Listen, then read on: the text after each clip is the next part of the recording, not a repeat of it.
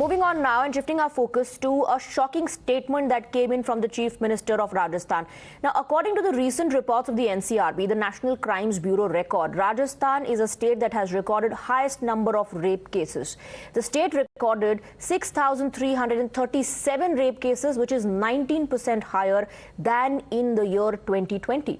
But instead of taking onus, shocking remarks came in from the Chief Minister. He said 56% of rape cases registered in the state are fake.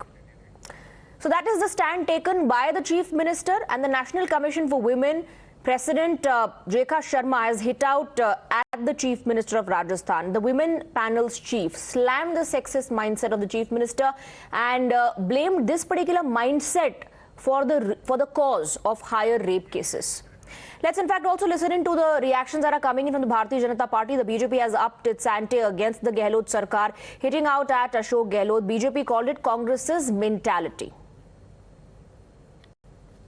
Victims जो हैं, जिनके साथ अन्याय हुआ, उनके साथ खड़े होने के बदले, उनके मनोबल को बढ़ाने के बदले अगर एक मुख्यमंत्री इस प्रकार का बयान देगा कि 56% लड़कियां झूठी है और उनको मैं दंडित करूंगा, तो क्या महिलाएं जाकर पुलिस स्टेशन में रिपोर्ट दर्ज करा पाएंगी? क्या महिलाएं सशक्त महसूस करेगी राजस्थान में? मुझे तो बड़ा कष्ट होता है कि इस प्रकार के बयान से अशोक गहलोत जी कहीं ना कहीं जो कांग्रेस की माइंडसेट है उसे दर्शाते हैं। राजस्थान के मुख्यमंत्री का आज का बयान, उस पर विपक्ष को आरोपित करना, ये और ज्यादा हास्यास्पद है। मुझे लगता है कि महिला अपराधों पर, महिलाओं की सुरक्षा न कर पाने पर एक भी दिन कुर्सी पर रहने का कोई नैतिक अधिकार नहीं है। राजस्थान की सुचिता के लिए, राजनीति के लिए ये उचित होगा कि वो इस जुर्म में अपने पद से त्यागपत्र दे दें। और दूसरे राज्यों में तो नहीं होता ना। राजस्थान में सबसे ज्यादा रेप और सबसे ज्यादा दंगे झारखंड में। कांग्रेस शासित राज्यों में क्यों होते, या कांग्रेस समर्थित शासित राज्यों में क्यों होते? इन लोगों को केवल पैसा कमाना है बेटा, और कुछ नहीं करना, जनता से कोई मतलब नहीं। Well, you heard BJP's reaction. Now let's listen into that shocking remark of the Chief Minister of Rajasthan that has in fact stirred this controversy. Crime control है यहाँ पर, और फिर भी रेप की घटना कौन करता है? बाहर विदेशी आता है क्या? अधिकार घटनाएं करते हैं उस लड़की के कुछ रिलेटिव करते हैं, जान पहचान वाले करते हैं, परिवार के मिलने वाले होते हैं, रिश्तेदार होते हैं, वही करते हैं अधिकार जगह। नंबर 3, आधा 56% जो क्राइम है वुमेन के ऊपर, वो तो झूठे आंकड़े आते हैं, झूठे मुकदमे दर्ज हुए हैं, और हमने उनके खिलाफ कार्रवाई शुरू कर दी है। भवर is joining us in the broadcast with more details. भवर, ये पहली बार नहीं है जब इस तरह का कोई बयान आया हो। इससे पहले ये कहा गया था कि क्योंकि पुलिस इतने केसेस दर्ज कर रही है, ज्यादा से ज्यादा एफआईआर रजिस्टर हो रहे हैं, इसीलिए इन आंकड़ों में उछाल आया है। अब मुख्यमंत्री कह रहे हैं कि 56% ऐसे मामले फेक पाए जाते हैं। अब भले ही वो किसी जानने वाले ने किया हो या बाहरी इंसान ने किया हो, एक क्राइम तो हुआ है, रेप जैसी घटना घटी तो है।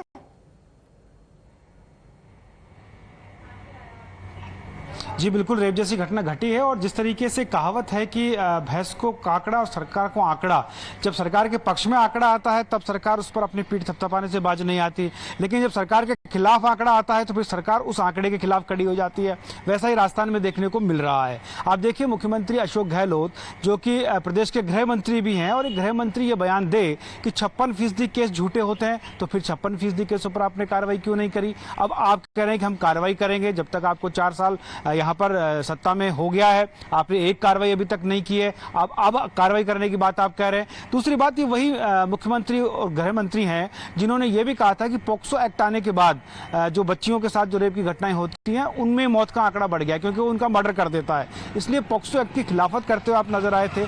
आपके मंत्री ने भरे सदन में ये कहा था कि चूंकि ये मर्दों का प्रदेश है इसलिए रेप ज्यादा होते हैं। अभी तक उनके खिलाफ कोई कार्रवाई नहीं हुई, आलाकमान ने कोई कार्रवाई नहीं की। और महिलाओं की अगर हम बात करें तो प्रतिदिन 17 महिलाओं के साथ, 17 नाबालिग और बालिग महिलाओं के साथ रेप के जो केस हैं वो दर्ज हो रहे हैं प्रदेश में। बावजूद इसके मुख्यमंत्री और गृह मंत्री इस तरह का बयान दे तो फिर ये बहुत ही शर्मनाक और सोचने का विषय वस्तु है। जी बिल्कुल भंवर, आप हमारे साथ बने रहिए. This is also a call in show. I request our viewers who are watching the broadcast right now to call us up and to express their views on the shocking remark that has come in from the chief minister. जैसा कि आप कह रहे थे भंवर, खुद गृह मंत्री भी हैं, तो लॉ एंड ऑर्डर सिचुएशन जो है उस पर प्रतिक्रिया देने का उनका हक अधिकार है. उन्हीं के डिपार्टमेंट का ये पूरा मुद्दा है. अगर मुख्यमंत्री और गृह मंत्री खुद इस तरह का बयान देंगे तो क्या ये संदेश गलत नहीं जाता कि 56% मामले फेक हैं? ये माइंडसेट, इसी माइंडसेट से देखा जा रहा है.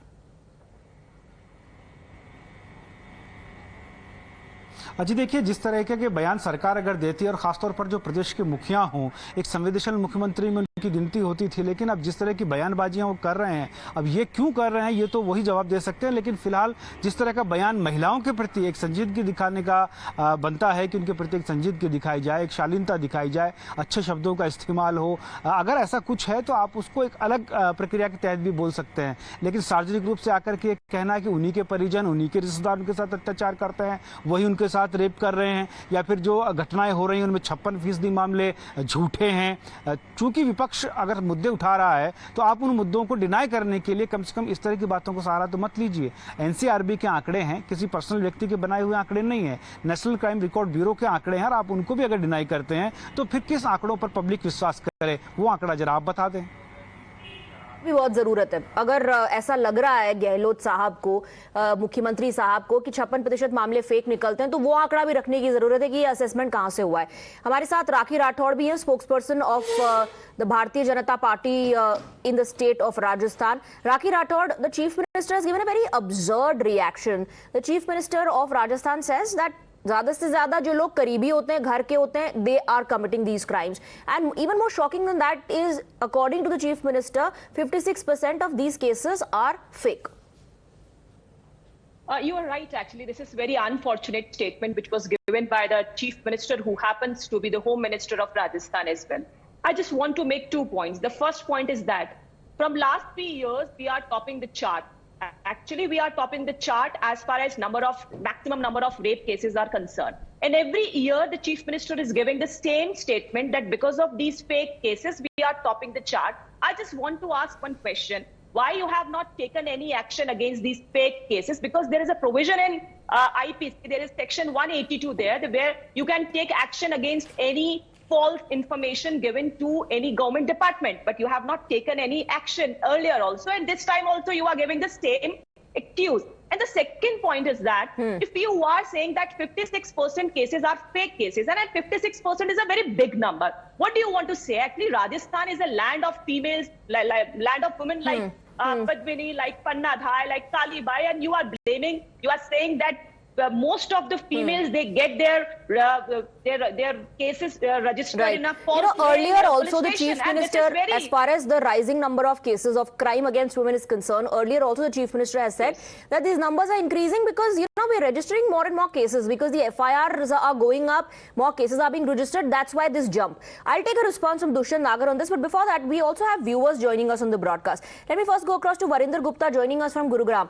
Thank you very much for joining us. Good evening. Please go ahead, tell us what your views are. Yeah, madam, I am not Gupta, I am Behal anyways. All right. I want to, आप बड़े मतलब ध्यान से इसको सुनिएगा madam. ये दिल्ली सरकार का हो गया, ये राजस्थान सरकार का हो गया. इन लोगों से पहले बात तो ये कभी जवाब देते नहीं है जो इन चीज इनसे पूछी जाए. सेकेंडली, अगर जवाब दे रहे हैं तो बड़ा अजीब सा जवाब दे देते हैं. तो हमारी होम मिनिस्ट्री किस चीज के लिए बनी हुई है? ये सेंटर जो है ये स्टेट्स उसके अंदर ही आता है ना. बिल्कुल, तो लेकिन लॉ एंड ऑर्डर सिचुएशन जो होता है उस पर मैडम वो स्टेट के अंदर आता है. दिल्ली में लॉ एंड ऑर्डर सेंटर के पास ही है. हाँ, राजस्थान में लेकिन वो जो है वो राजस्थान की सरकार के पास है. और जो मुखिया है वो गृह मंत्री भी है. उनका बॉस तो सेंटर है ना मैम. सरकार, स्टेट सरकार जो भी चाहे वो करती जाए. तो आप कह रहे हैं कि सेंटर को हस्तक्षेप करना चाहिए अगर स्टेट से मामला संभल नहीं रहा है. करना चाहिए, and centre should bring the states to books, और कोर्ट को भी इसका संज्ञान लेना चाहिए. All right. Varinder ji, thank you very much. We have Dr. Molly joining us from Hyderabad now. Good evening to you. Please go ahead. Yeah, am I audible, ma'am? Yes, absolutely. Yeah, see, I am actually cybergasted. I'm a professor. I'm a professor at Narsi Munji Institute. And when I listen to all these kind of statements given by the people who are elected by us, I think now that some action has to be taken against these kind of people. Just because you're holding a position of chief minister doesn't allow you to speak anything. You're basically favoring rape cases. It is like they had given free hand. They can talk anything about it. I think the Women Commission of India should strictly take action against Mr. Gehlot for speaking this kind of language against women. So definitely, I think not only central government, all the women commission should come in favor of this thing. That well, the National Commission for Women definitely has taken note and slammed the Chief Minister and called this a sexist mindset. Thank you very much, Dr. Mauly. Dushyant Nagar is with us on the broadcast. Dushyant Nagar, ये हर बार अटपटा सा बयान देने की आदत हो गई है क्या? कभी कहते हैं कि हम एफआईआर ज्यादा रजिस्टर कर रहे हैं इसीलिए आपको क्राइम रेट में उछाल दिख रहा है, अब कह रहे हैं कि 56% ऐसे मामले जो हैं वो फेक हैं। देखिए, माननीय मुख्यमंत्री जी ने जो कुछ भी कहा है वो आंकड़ों के आधार पर ही कहते हैं। कोई मुख्यमंत्री जी अपने मन से तो कहते नहीं है। दरअसल क्या है, जब हमें सख्त कानून बनाने की जरूरत है, अत्यधिक सतर्कता की जरूरत है, सही पुलिसिंग की जरूरत है, वहाँ हमें समाज में भी एक जागरूकता लाने की जरूरत है, जहाँ महिलाओं के अधिकारों के प्रति, उनकी सुरक्षा के प्रति हमें एक माहौल बनाने की जरूरत है। और वो कोई पार्टी या दल या व्यक्ति अकेला नहीं बना सकता, वो पूरी सोसाइटी को उसके लिए आना पड़ेगा। उसके लिए भाजपा कांग्रेस में नहीं बंटना है। महिलाओं की सुरक्षा के लिए हमें एक यूनाइटेड, एक संगठित सोसाइटी के रूप में हमें बात करनी चाहिए। अभी अल्मोड़ा की एक घटना हुई है जहां पे एक दलित बहन ने, एक सामान्य वर्ग की बहन ने दलित से शादी कर ली, उनको दोनों को मार दिया गया, उसकी कहीं चर्चा नहीं हो रही है, लेकिन अशोक गहलोत जी को टारगेट किया जाता है जानबूझ के। फिर इसमें बीजेपी और कांग्रेस आप क्यों ला रहे हैं? आप खुद कह रहे हैं नहीं करना चाहिए। उदाहरण के लिए कह रहा हूं कि हमें महिलाओं की जब सुरक्षा की बात करनी है तो वहां हमें भारत बटा हुआ नहीं होना चाहिए, भारत एक होना चाहिए। हाँ, भारत भाजपा कांग्रेस में ना बटे। हम ये कहें कि हमें महिलाओं की सुरक्षा सुनिश्चित करनी है। बीजेपी शासित राज्य का जिक्र करके वही काम कर रहे हैं, कहा है जिसको आप मना कर रहे हैं। उसकी मीडिया भी चर्चा नहीं कर रही, एक बड़ी घटना है, लेकिन मैंने भाजपा का नाम नहीं लिया। मैं कह रहा हूं वो लड़की हमारी बहन है, दुष्यंत जी, एक बात बताइए, ये काम पैरेलली क्यों नहीं हो सकता? एक तरफ और बहुत सख्त कानून है इस देश में, और रेप के मामलों के लिए इस देश में बहुत सख्त कानून है।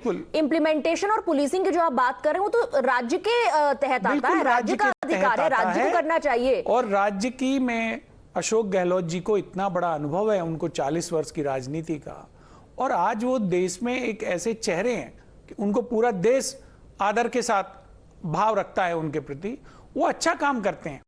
आप देखिए, उन्होंने जहां भी घटना हुई है तो रेप केस के तुरंत कार्रवाई की है। कोई भी एप्लीकेशन चला जाए, पुलिस तुरंत एफआईआर रजिस्टर्ड करती है, और उनकी बात से मैं पूरी तरह से सहमत हूं। एक मिनट, भवर हमारे साथ है, रिपोर्टर है हमारे, लगातार एफआईआर रजिस्टर्ड करती है पुलिस, किसी को भी निराश नहीं करती, जांच होती है और दोषियों को सख्त से सख्त कार्रवाई मिलती है। कितनी त्वरित कार्रवाई आपको दिख रही है अपने राज्य में?